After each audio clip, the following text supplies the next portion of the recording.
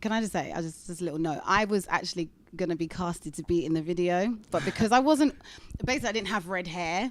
Okay. I didn't have dreadlocks. Oh, were we looking for a dread and red hair? You were looking for in particular people, and I was like, I'll be the girl with a bob. There was just no, like, at the time that's what they were particularly casting for. Then the rest of it was in the grid, and I was so sad. So I'm quite happy now that I could tell you that myself. Oh no, see, I didn't know that. I would have it's definitely fine. overridden Oh, that. bless you. It's fine. It's fine. It's cool. Yo, this is your boy Angel, and right now you're watching Media Spotlight UK.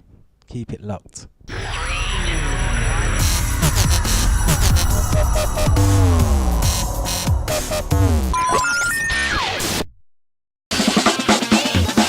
don't think too hard when we're making a decision. I just take a chance cause we all got something we believe in.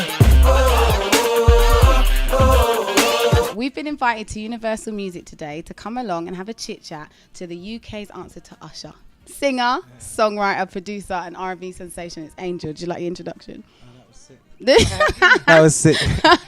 No, I'm not even gassing you. I actually think you are. So, hailing from West London originally, and from a young age, I've been doing some digging. We were just talking about this a minute ago. You've been singing from young. You started this and you had a group with your family called the Charles Family on some Jackson 5 kind of stuff. Vibe. What was that like? Just like being so young and I think the only thing that made it Jackson-ish was us being already related brothers and sisters and stuff. But yeah, it was cool. Grew up playing instruments and stuff, and my dad was kind of like, he was that guy, the musician, and he used to play with all the reggae bands across the board and stuff. So we were just in a house full of that, like hardcore reggae revival and stuff. So we started off playing reggae music. Love it. Like live singing and playing, and I don't know, I definitely ventured off and started exploring the horizons into all the different genres, and then started finding out all the music that I really loved. Obviously the reggae is the core. It's the core, but I love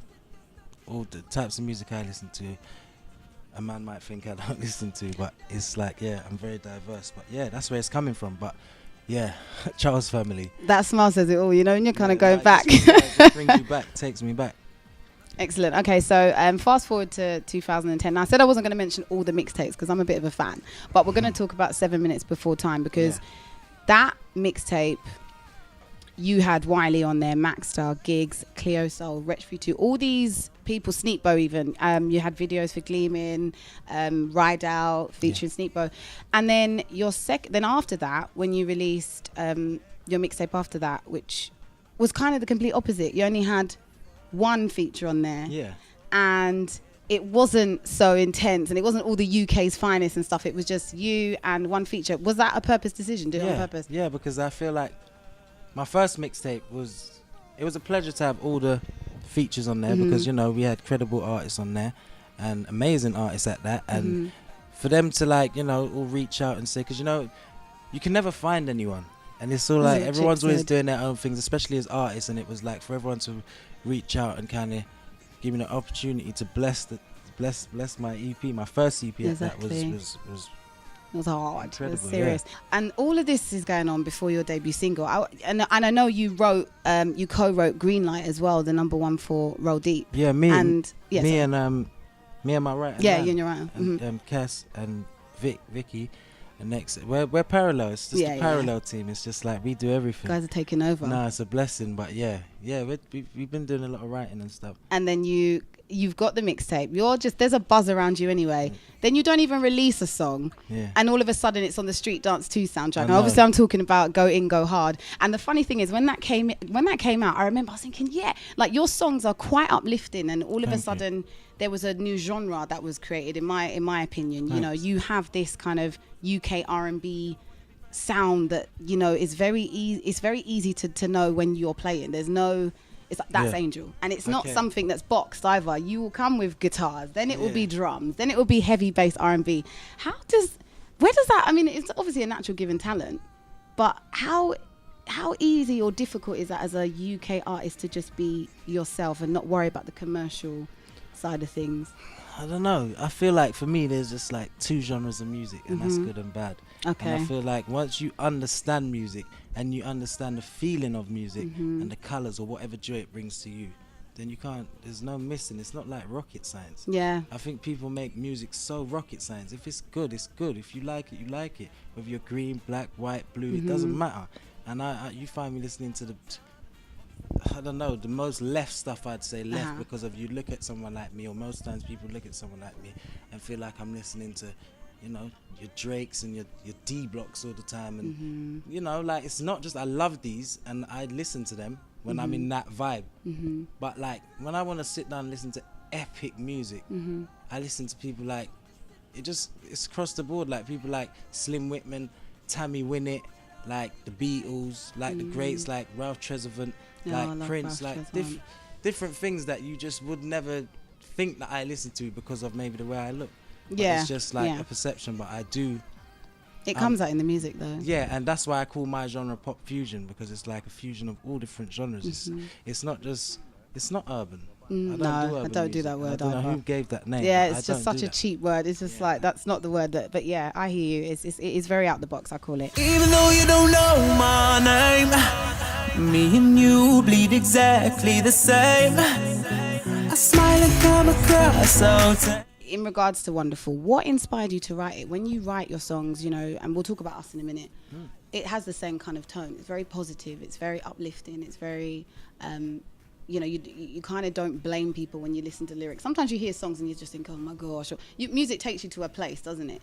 Yeah. Your music tends to either tell a story in regards to the world, or it takes you somewhere quite positive. When you're writing Wonderful, what was in your mind at the time? What was there a memory in particular that? First and foremost, we were just going through some old school records. We was hearing some records and we thought, like, the records we were playing sounded so timeless and they were so like genuine and real and authentic, and it was like, you know, we loved the live music and we love the synth, but we want to put them together and we want to make something that's just longevity. And more than that, at the time I was feeling like, what could I do for a first single that's gonna perceive me in the right way and tell a little bit about me without feeling awkward? Because if you listen to the words like where we go, feel like we're strangers, and it's like literally like it's not like a mistake, it's like feelings that you feel, and I'm feeling like sometimes instead of going out and doing something else, you have to portray that for your music. And I feel like that's what I done there, and I feel like it's not just me, I feel like it relates to everyone. Everyone feels like awkward at some stage, and I'm feeling like there should be no reason for that. I feel like we're all human, we're all the same, and I feel like we should be able to get out and feel like, okay, there's no problems, or I don't feel like, you know, I'm different from anyone. We're all in the same uniform, and that's where that whole thing came from. And I feel like that will always be our biggest problem in this world. So I feel like Wonderful will be timeless for that sense. It is 100%.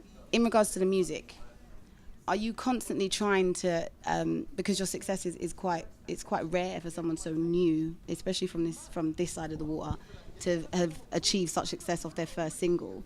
When you release The World, just releasing Us and stuff like that, are you aware that you kind of, do you think just right, I need to make sure that I'm maintaining this level of success because Wonderful was such a hit at the time? Yeah, like to some extent, in terms of like knowing like, all right, cool, this is my first single, and for something so different and that got the response that it got, I'm like, all right, then there's a responsibility to make sure that they know that it was not a fluke, and that I can definitely deliver the second time round.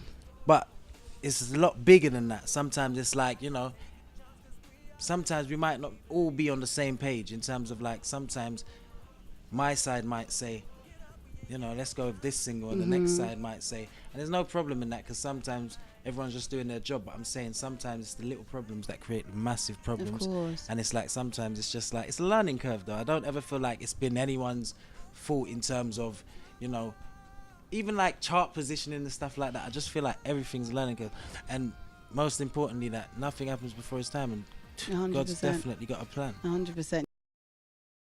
To be Iron Man or to be Superman?